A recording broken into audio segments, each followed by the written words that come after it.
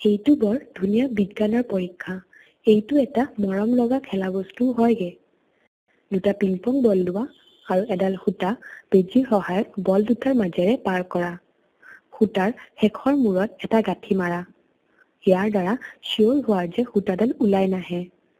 এতিয়া সূতাৰ আনটো মূৰ আনটো বলৰ মাজেৰে আগৰে পাৰ কৰা। ইয়াৰ পিছত দেখিবা সূতাৰ এটা মূৰত দুটা বল থাকিব। তেনেকৈ কেইবাটাও জোৰা বনোৱা। ওজন আৰু পাতল বল লৈ প্ৰথমতে দুটা একে বল লৈ বনোৱা। এতিয়া দুয়োটাৰ মাজত অলপ ধৰি থাকা আৰু বলক অলপ ওপৰলৈ উঠাই এৰি দিয়া। দেখিবা বল কেইটা প্ৰথমে খুন্দা খাব, তাৰ পিছত এটাই আনটোক ঠেলি পঠাব। সূতাডাল বেলেগ বেলেগকৈ উঠাই আৰু নমাই দি বল কেইটা বাউন্স কৰিব পাৰা। মন কৰিবা যে একে ওজনৰ বল কেইটাই ইটোৱে সিটোক একে দূৰত্বলৈ ঠেলি পঠায়।